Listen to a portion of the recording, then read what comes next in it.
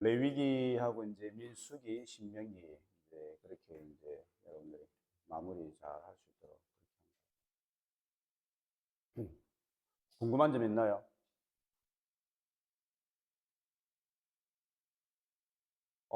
과제, 최종 과제는 기말고사 하는 날까지. 네, 19일까지. 예, 맞아요. 상관없어요. 뭐, 늘려서 쓰는 거는 괜찮은데, 줄어드는 거는 좀 그래요. 네, 최소한 5페이지 이상. 글자 크기는 12에서 11. 네, 글자 크기는 10에서 11. 어, 그렇게 하고, 어, 일단 가급적이면 이제 모세오경에서 논문 형태로 그렇게 쓸 수 있도록 그렇게 합니다. 됐습니까? 네. 자, 그러면 기도하고 시작하도록 하겠습니다.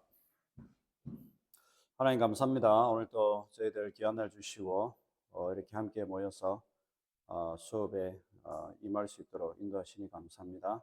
우리하고도 하나님께서 건강을 지켜주시고, 영육간에 하나님 평안함과 또 이 능력을 더하여 주셔서 이번 학기를 은혜 가운데 잘 마무리하고 또 많은 배운 내용들을 또 교회와 하나님 나라를 위해서 잘 사용할 수 있도록 주님 도와주시고 특별히 이제 학기가 마무리되어 가고 있습니다.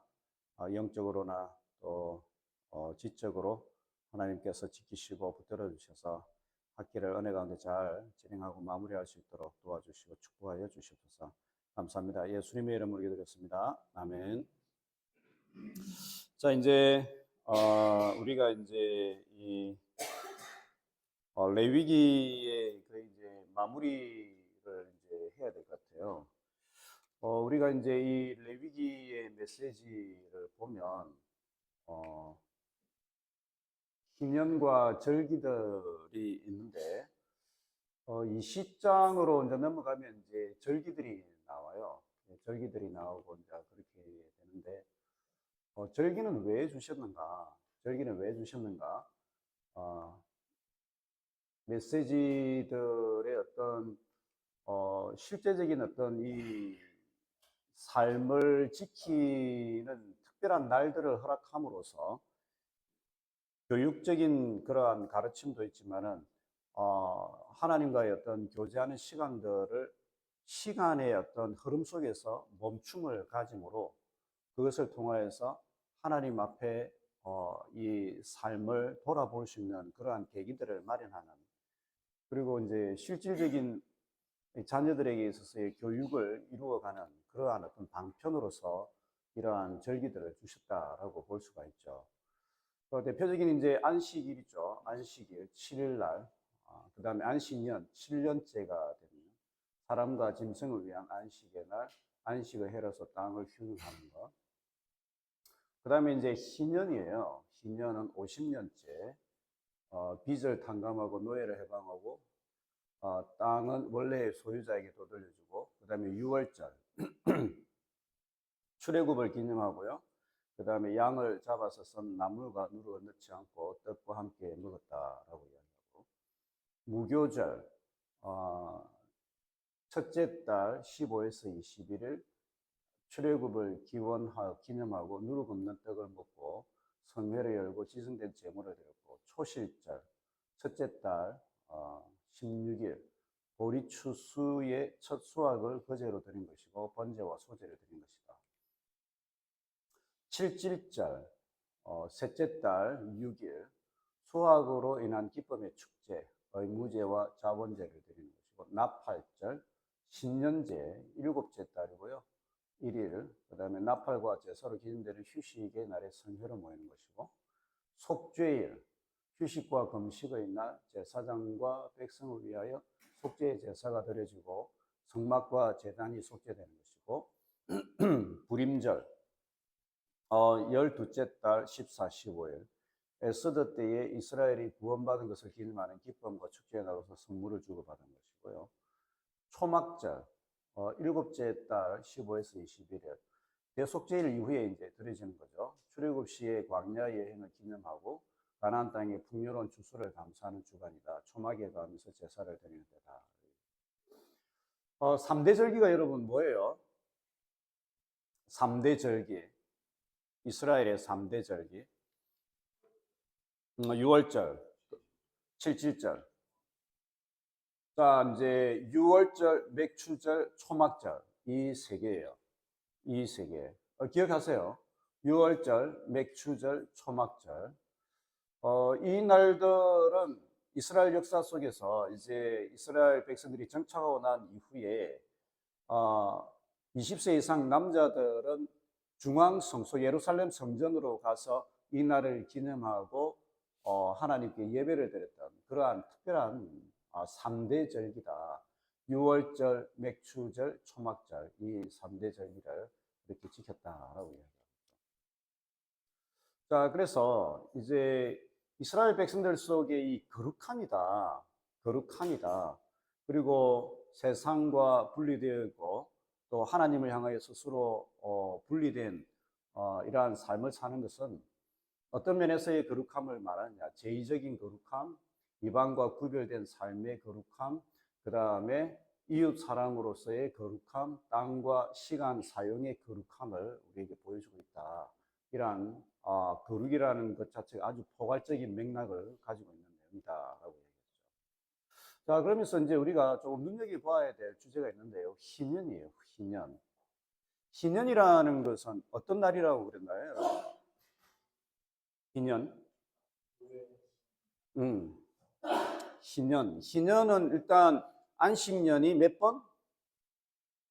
7번 지나고 그 다음 해에 50년째 되는 해에 7월 1일 새해가 되면 희년을 선포하게 되죠. 히브리어로는 요벨이라고 그래요. 요벨. 라틴어로는 요벨레우스라고 그렇게 이야기하고요.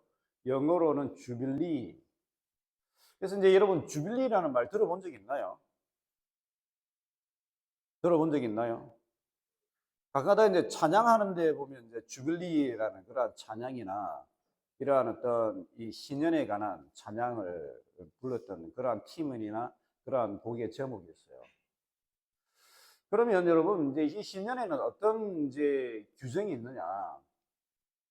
희년은 성경에 나오는 규정으로 안식년이 7번 지난 50년마다 돌아오는 해를 가리키고요.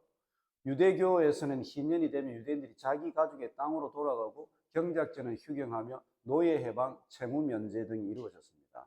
기독교에서는 희년의 의미를 확장시켜 예수 그리스도의 복음 사역의 상징으로 이야기하는데, 자, 여러분 이제 일반 세상 사람들과 또 이스라엘 백성의 가장 큰 경제 제도에 있어서 차이점이 뭐예요? 성경에서 일반 가나안 땅이나 또 뭐 메소포타미아나 이런 사람들 경제 제도와 이스라엘의 경제 제도에서 가장 큰 차이가 뭐예요?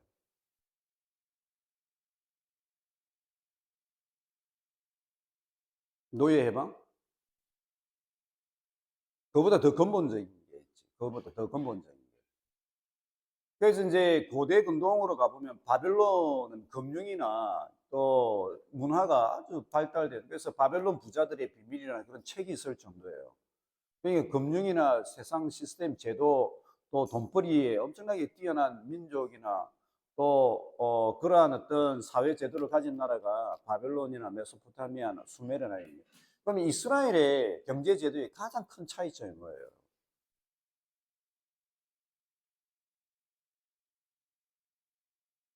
성경을 읽어보시면 나오죠. 응? 하나님의 소유라는 그것이 어떻게 이제 표현됐느냐. 11조. 물론 11조도 맞지만 더 근본적인 게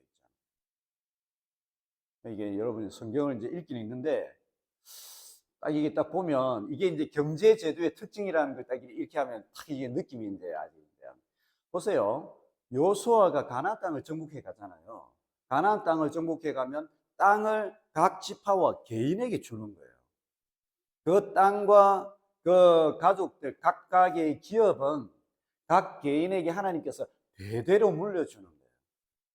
근데 이제 세상 사람들은 사고 팔고 또 힘 있는 사람들이 더 축적하고 빼앗을 수 있지만 이스라엘의 경제 제도는 각 사람에게 하나님이 기업이 되시는데 그 기업 되심의 가장 대표적인 정표로 땅을 각 지파에게 각 사람에게 나눠주는 거예요. 그래서 가급적이면 사고 팔고 하는 게 아니라 평생을 그 가문 대대로 가지고 있는 것이 이 이스라엘의 경제 제도의 토대인 거예요. 근데 이제 우상 숭배가 들어오고, 우상 숭배라는 것은 자기의 번영과 자기의 쾌락과 또 자기의 성취와 또 자기의 어떤 부와 재산을 늘리는 것이 우상 숭배의 가장 기본적인 경제 제도고 시스템이니까, 그러니까 이제 이스라엘 백성들 속에서도 이 우상 숭배가 만연하였던 아합과 이세벨 시대 때는 어떻게 해요? 왕이 좋은 포도밭이나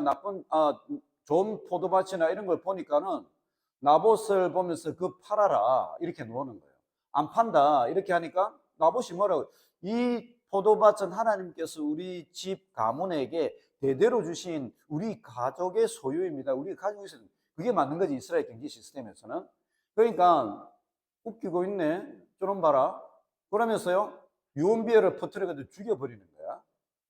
주변에 있는 사람들을 이야기시켜가지고 하나님을 모독하고 왕을 모독한 나쁜 놈이다 이렇게 해가지고 죽여버리고 그 땅을 착취하는 거예요. 이게 우상 숭배의 기본적인 어떤 경제 시스템 제도인 거예요. 세상의 제도인 거예요. 자, 여러분 보세요. 그러니까 하나님의 백성들은 이 땅이나 이 모든 기업들을 그 가족이 소유하면서 평생 그것과 함께 하나님을 기념하면서 살아가는 것이 이스라엘 백성의 삶의 제도고 시스템인 거예요.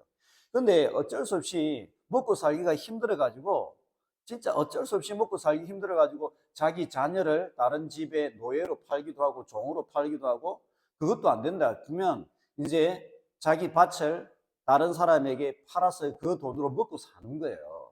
그런데 50년이 되면 그 땅을 자기 원주인에게 다 돌려주는 것이 하나님의 제도인 거예요. 그리고 자녀들도 노예로 팔았지만 그 노예로 팔린 자녀들도 다 돌려주는 거예요. 그리고 땅도, 그리고 돈을 빌렸던 것도 50년이 되면 그 돈을 다 없는 것으로 해주고 다 돌려주는 거예요.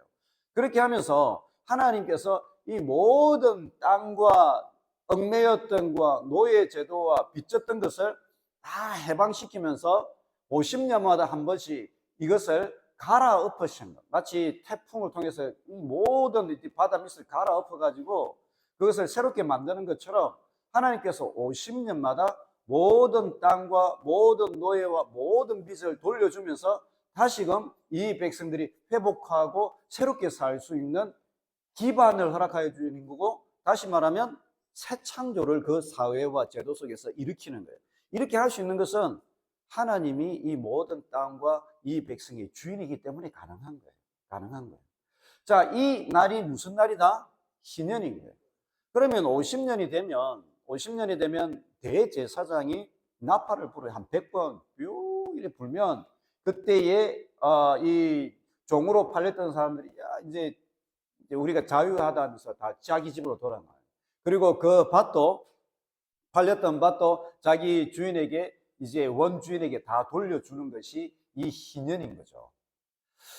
자, 이러한 제도를 통하여서 하나님께서 이 백성들을 돌보고 계신다라는 것과 모든 백성들의 삶 속에 그들의 삶을 통하여서 어쩔 수 없이 이제 인생에 있어가지고 힘들고 어려웠던 점이 있어서 땅도 팔고 자녀도 팔았지만은 하나님의 은혜의 해가 임할 수 있다라는 것. 우리 인생에도 하나님의 은혜의 해가 임하였고 자유와 해방의 날을 우리에게 허락하여 주셔서 모든 사람들이 공평하게 잘 먹고 잘 살 수 있고 새 삶을 나아갈 수 있는 새로운 삶의 기반들을 허락하여 주시는 것이 하나님의 은혜의 공동체이고 하나님의 나라다라는 것을 이 희년을 통해서 보여주는 거예요. 자, 여러분, 이것이 어마어마한 이 날인데, 레위기 25장 8절에서 10절에 보면 이러한 말씀이 되죠. 너희는 또 7회를 7번 해서 안식년을 7번 세어라. 이렇게 안식년을 7번 맞아 49년이 지나서 7째 달이 되거든 그 달 10일에 나팔 소리를 크게 울려라. 죄 벗는 이 날 너희는 나팔을 불어 온 땅이 울려 퍼지게 하리라. 50년이 되는 이 해를 너희는 거룩한 해로 정하고 너희 땅에 사는 모든 사람에게 뭐를 선포한다고요? 해방을 선포하니, 해방을. 이 해는 너희가 희년으로 지킬 것이다. 저마다 제 소유주를 찾아 자기 지파에게 돌아갈 것이다 라고 이야기합니다. 그러면 이 희년에는 해방의 날이고 자유의 날이고 은혜의 날인데, 대속제일의 선포, 자유의 선포, 자신이 분배받은 토지로 돌아가 가족과 함께 지내고요, 토지 매매를 물을 수가 있었고 모든 유대인 노예가 해방을 받고 대부분 이자를 면하고요, 부채도 면하게 되었다라는 것입니다.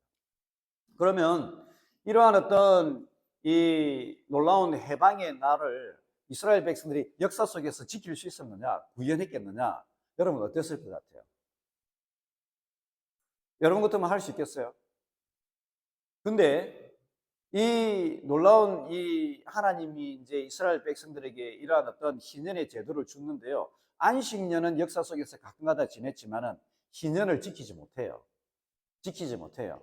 그래서 이스라엘 백성들이 포로로 놓이게 된 이유가 뭐냐? 많은 뭐 우상 숭배도 있지만 이스라엘 백성들이 이 희년을 지키지 못하였기 때문에, 땅을 쉬게 하지 못하였기 때문에 하나님께서 이스라엘 백성들을 포로로 그들을 보내시고 이 땅이 쉴 수 있도록 하면서 이스라엘 백성들이 나중에 모든 백성들이 자유와 해방을 경험할 수 있는 그 날을 희년으로 지킬 수 있도록 이렇게 하는 거예요. 그렇게 했다라고 이야기해요.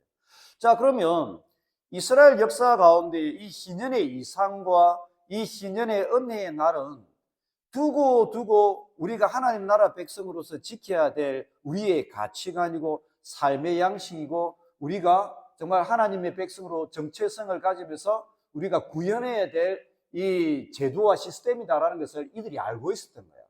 자, 그러면 이러한 어떤 희년의 제도와 메시지가 선지서에서 나타나 우리가 지키지 못하였지만은 정말 이 희년이 우리 속에서 구현되어야 한다라는 그러한 가치와 메시지들이 종말론적인 회복의 날에 이러한 희년이 우리 속에 임하여야 된다라는 그 내용이 어디에서 일어나느냐?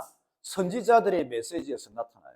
대표적인 선지자 중에서 이 희년의 메시지가 우리 속에 구현될 것이다, 종말의 회복과 새 창조의 이 희년이 구현될 것이다 라고 외쳤던 선지자가 누구냐? 누구겠어요? 네, 선지자 중에서 이 레위기와 이러한 메시지들을 우리가 구현하지 못하였는데, 그럼에도 불구하고 여기서 우리가 종말론적인 새 창조와 구원의 날에 이것을 이루어 가야 된다, 이루어질 것이다라고 외쳤던 선지자 누구냐? 누구겠어요, 여러분? 이사야예요. 가장 대표적인 선지자가 이사야예요. 이사야 61장 1절에서 3절에 보면, 여러분 성경을 다 한번 펴봅시다. 이사야 61장 1절에서 3절. 자, 우리 한번 1절에서 3절을 다 같이 한번 읽어보도록 하겠습니다. 이사야 61장 1절에서 3절 다 같이 읽어요. 시작. 주 여호와의 영이 내게 내리셨으니 이는 여호와께서 내게 기름을 부어사 가난한 자에게 아름다운 소식을 전하게 하려 하심이라.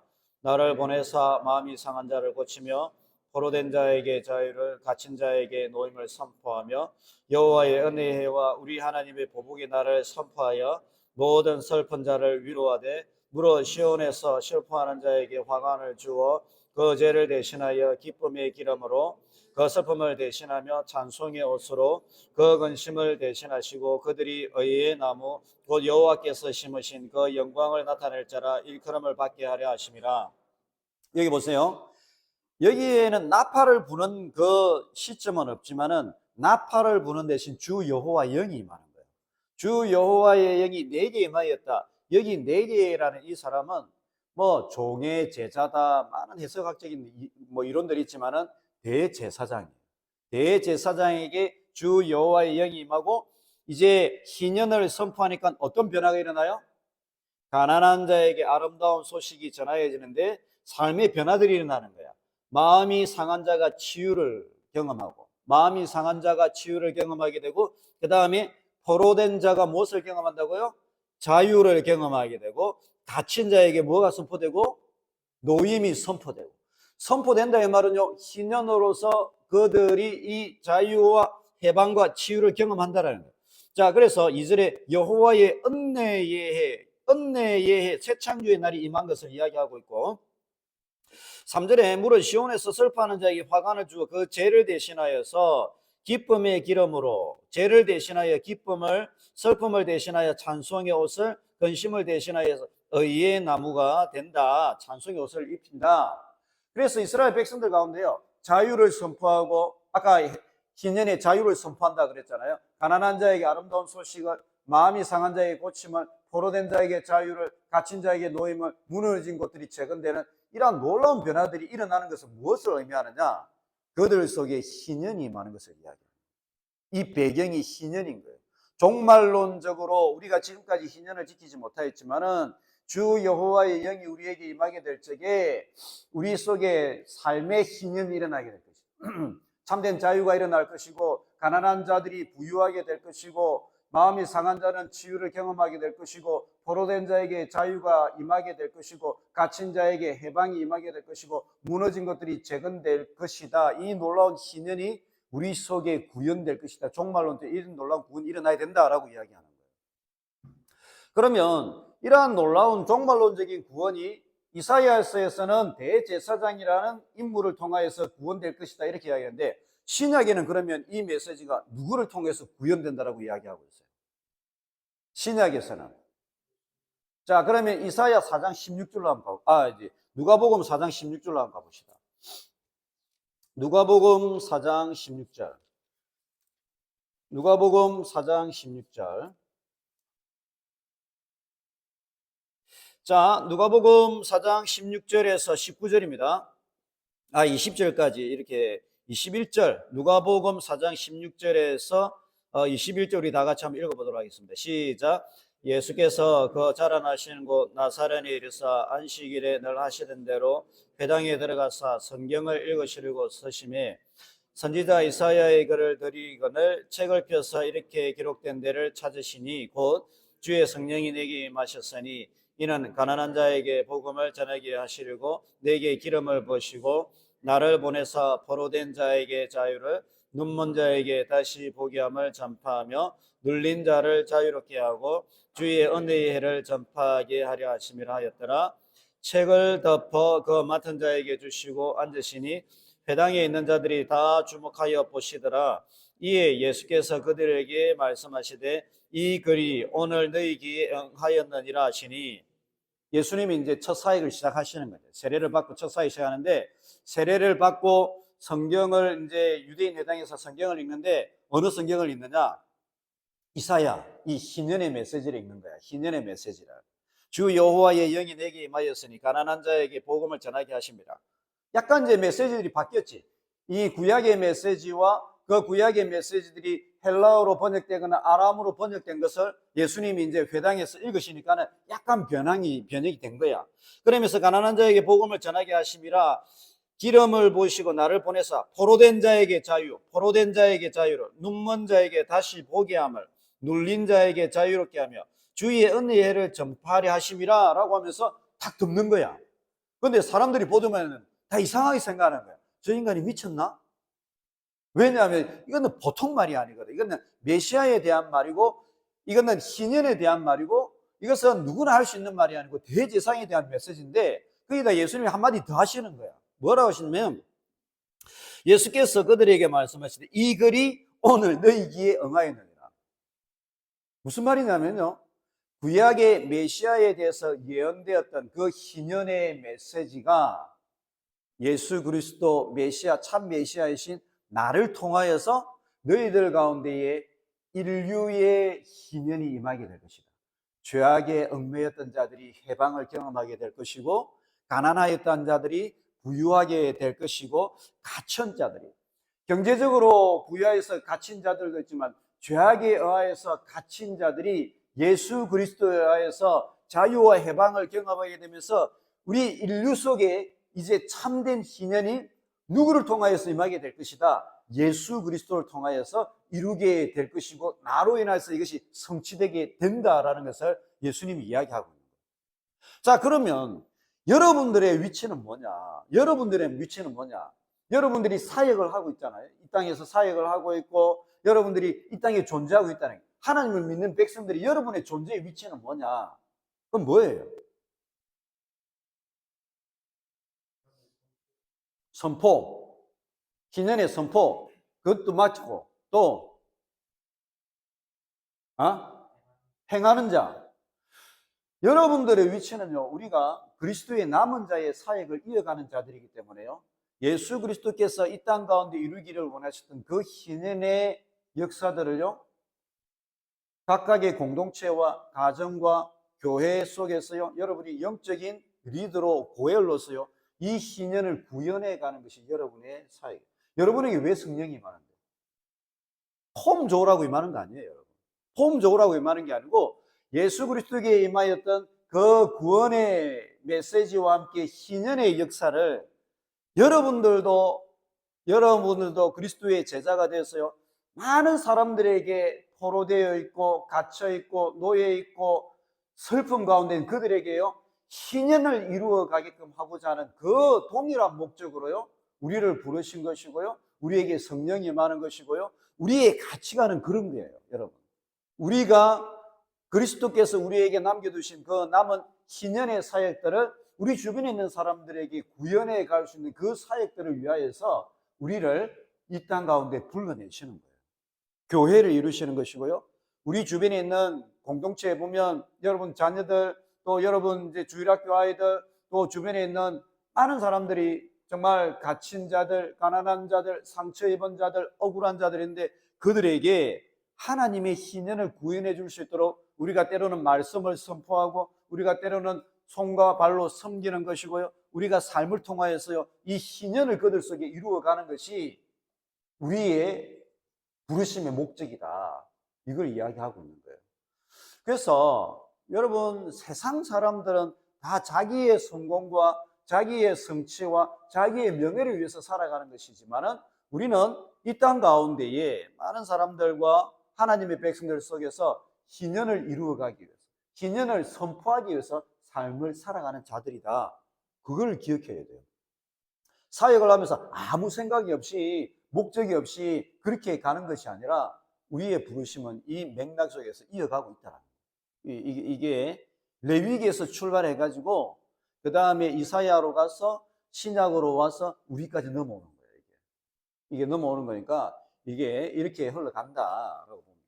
그래서 누가복음 4장 16절에 21절에 예수 그리스도의 희년 선포와 성취로 나아가는 것이고, 기독교의 희년은 예수 그리스도의 복음 사역을 뜻하고요, 예수님께서 자신이 지상에서 할 일을 선언한 것이 바로 이사야 61장 1절 2절의 내용인데, 이는 가난한 자에게 아름다운 소식을 전하게 하려는 것이 예수에게 내려진 야훼의 영이라는 점을 나타내고 있고요, 상처 입은 자, 갇힌 자, 가난한 자에게 해방과 치유와 부유함을 허락하는 것이 복음의 능력을 보여주고 있다.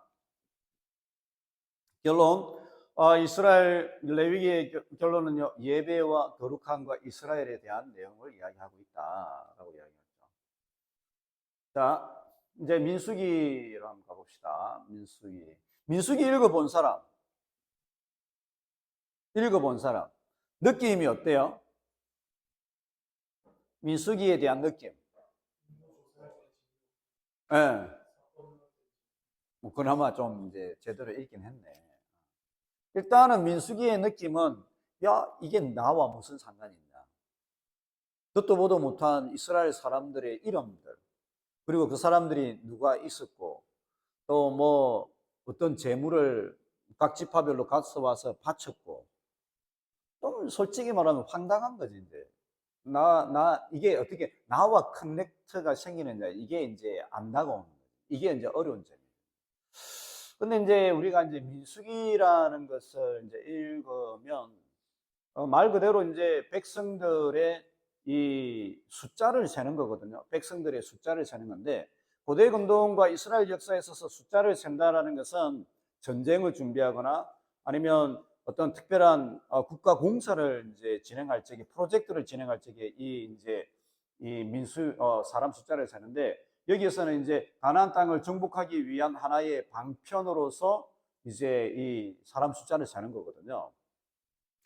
민수기의 가장 핵심적인 내용은 뭐냐, 조금 더 보면 되겠지만은, 민수기의 연대는요, 이제 출애굽하고 나서 시내산에 도착하고 그 이후에 이제 레위기가 완성되고 나서 이제 백성들이 이제 광야로 나아가는 그 여정을, 모압 평지로 가는 여정을 기록한 것이다.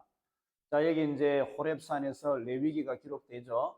자, 이렇게 쭉 해가지고 이제 모압 평지까지 올라가는데 이 여정을 기록하고 있다. 최소 아무리 많이 걸려도 2달이면 돼요. 2달이면 되는데 이스라엘 백성들이 여기서 올라가는데 얼마가 걸린다고요? 40년. 40년. 맥락은 이거예요. 맥락은 이스라엘 백성들이 이제 호렙산에 와가지고 제사의 제도와 예배 제도를 이제 들었잖아. 배웠잖아. 야, 이제 너희들 이제 제사 지내면서 이런 규례와 규정을 보면서 제사장 나라 하나님 거룩한 백성이 되어라 말씀을 주셨잖아. 아멘 하면서 이제 출발했잖아. 이제 실전이야. 실제 삶에서 너희들이 이제 거룩한 제사장의 삶을 살아봐라. 이제 실전하는 거야. 그런데 이 백성들이 삶 속에서 예배를 드리고 위기와 어려움 처했을 적에 삶의 위기를 극복하느냐? 어때요? 민수기는 그것의 실패를 보여주고 있는 거예요. 실패를 보여주고 있는 거예요. 구조를 보면 하나님의 군대의 출정입니다. 시내산 1장에서 10장은 이제 군대가 이제 출정하는 거고 10장에서 20장은 하나님의 군대의 반역, 가데스 바네아와 주변 지역에 이제 이렇게 20장에서 30장에는 제2세대, 출애굽 제2세대에서 대한 하나님의 용서와 그 다음에 이제 모압 평지까지 올라가는 거고, 민수기는 문학적인 관점에서 높은 수준의 작품은 아닙니다. 이런 평가는 현대의 문학적 관점에서 볼 때에 타당한 것입니다. 현대의 문학적 관점에서 볼 때도 특별한 차이점은 없는 듯 합니다. 그래서 뭐 문학적인 작품에 있어서는 뭐 대단한 건 아닌데 이 구조를 읽는 것이 민수기 가장 중요해요. 민수기의 핵심은 구조예요. 1차 인구조사가 1장에 나와요. 1차 인구조사에 60만 3,550명입니다. 9세대.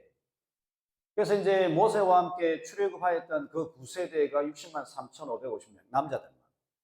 그 다음에 26장의 2차 인구조사인데 60만 1,730명이고 세 세대가 일어나게 됩니다. 자, 그러면 1차 인구조사와 2차 인구조사 이렇게 있는데 그럼 분기점은 뭐냐? 왜 2번을 이렇게 하게 됐느냐? 그 분기점은 뭐예요, 여러분? 가데스 바네아 사건이에요. 13장, 14장. 자, 여기 1장, 26장 그 중간에 가데스 바네아 사건인 거예요. 가데스 바네아 사건 뭐예요, 여러분? 12정탐꾼을 보내죠. 12정탐꾼을 보냈는데 돌아오고 나서 40일 동안 거기를 이제 정탐하고 나서 성곽도 보고 그 소출도 보고 그 군사적인 어떤 뭐 전력도 보고 했는데 보고를 어떻게 하는 거예요? 10명은 12명 중에 10명은 뭐라고요? 우리가 속았다. 하나님이 우리에게, 모세가 우리에게 거짓을 말했다. 우리가 직접 돌아보니까 정말 젖과 꿀이 흐르는 땅이마다 포도송이를 봐라. 그런데 이 성곽은 난공불락이고 이 군대는 정말 잘 훈련된 군사들이기 때문에 우리가 올라가가지고 그들과 싸우려고 하면 우리 스스로 볼 때 뭐가 같다? 메뚜기와 같다. 우리는 불가능하다. 모세와 그리고 하나님이 우리를 거짓으로 우리를 이기기까지 인도했다라고 이야기합니다. 백성들이 이제 군중 심리에서 딱 들고 일어나는 거예요. 쫙 들고 일어나는 거예요. 모세를 죽여야 된다고. 그때에 여호수아와 갈렙이 이야기합니다. 아니다. 지금까지 우리를 인도했던 분은 에집트의 바로의 군사력에서 우리를 지켜내고 구원하셨던 분은 우리의 힘이 아니라 하나님의 능력이었다. 그러면 마찬가지로 앞으로도 하나님이 우리를 기뻐하시면 우리는 여기서 승리할 수 있다. 누구의 해석이 맞는 거예요? 누구의 해석이면 10명의 정탐꾼의 말이 맞아요? 여호수아와 갈렙의 정탐꾼의 말이 맞아요? 현실적으로 보면 우리가 저 땅을 정복할 수 없다라고 이게 맞는 거지. 그런데 그들의 역사를 유심히 보고 하나님의 약속을 기억하고 실제로 자기네들이 생각할 때도 에집트의 그 군사력을 이겼던 것은 그들의 능력이 아니라 하나님이 불기둥과 구름기둥을 그들 보여주시기 때문에 여기에 왔다라는 것을 그들이 알고 있는 거지. 근데 그 위기 상황 가운데, 어려움 상황 가운데에 그것을 기억한 사람들이 몇 명 있었다? 2명이었던 거예요. 자, 그러면 중요한 문제는 1차 인구조사 60만 3,550명에서 2차 인구조사 60만 1,730명, 여기에 인구조사가 두 번째 이루어지는데, 두 번째 인구조사에 여기 1차 인구조사에 포함되었던 몇 명이 여기에 포함되겠어요? 몇 명이 포함되겠어요? 2차 인구조사할 적에 2차 인구조사에 포함된 사람이 1차 인구조사했던 사람 중에 몇 명이 포함될 것 같아요? 오직 2명이에요. 여호수아와 갈렙. 그 외에 모든 사람들은요, 하나님 뭐라고 이야기하시느냐면, 너희들의 말이 내 귀에 들린 대로 너희들은 들어가지 못할 것이다. 너희들의 말이 내 귀에 들린 대로 너희들은 들어가지 못할 것이다. 40년 동안 이제 방황하는 거예요. 자, 레위기에서 예배와 제사와 하나님의 임재와 하나님의 구원과 능력을 체험하는 예배를 듣고 배웠어. 할렐루야 아멘 하면서 이제 갈 준비 됐어. 막상 갔는데 삶을 살아내는 건 안 되는 거야. 실패하는 거야. 실패하는 거야. 자, 그래서 실제로 1차 인구조사, 너희들 하나님의 군대야. 이제 예배에 대해서 알았어. 이제 삶을 통하여서 영적 전쟁과 삶에 있어서의 이 승리를 이끌어갈 수 있는 백성이야.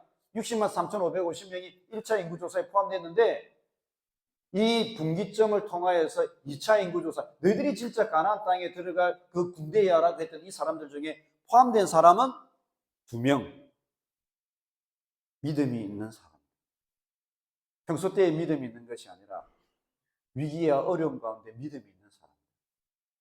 다른 사람들은 하나님을 기억하지 못하고 하나님 말씀을 기억하지 못할 적에 그 믿음 기억하는 사람들, 그들이 여호수아와 갈렙 두 사람이었다.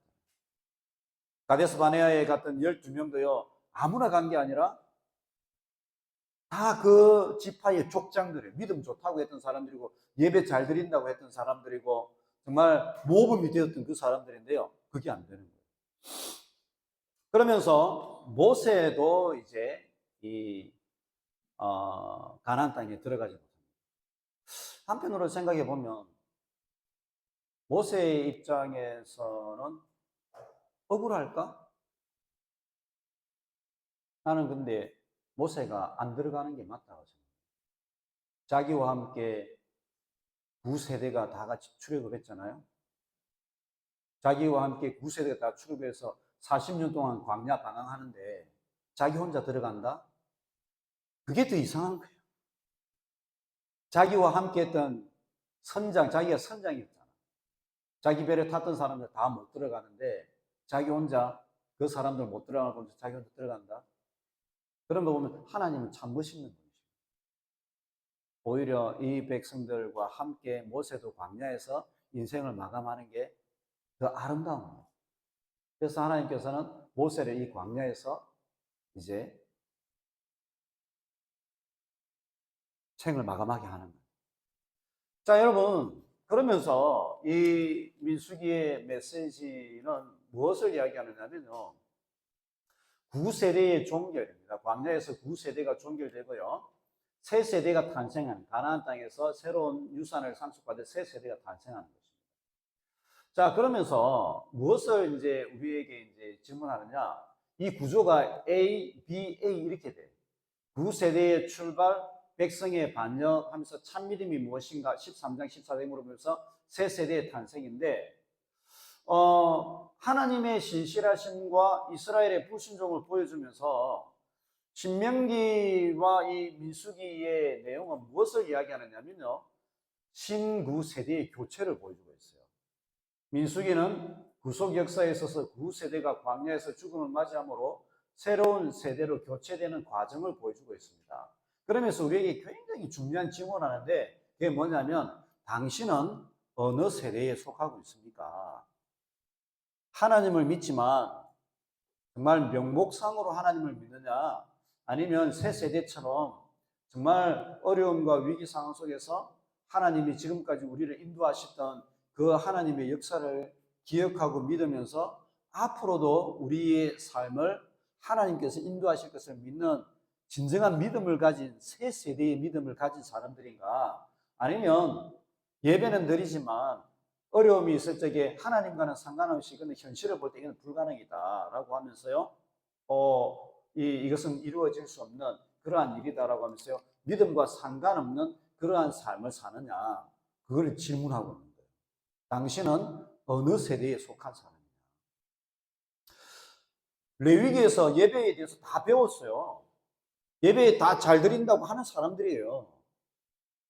그리고 믿음 있다고 다 스스로 자타가 공인한 사람들이에요. 그런데 실제 속의 삶의 이제 영적인 또 이 삶의 어떤 삶의 현장에 딱 들어가니까는 쫙쫙 갈리는 거야.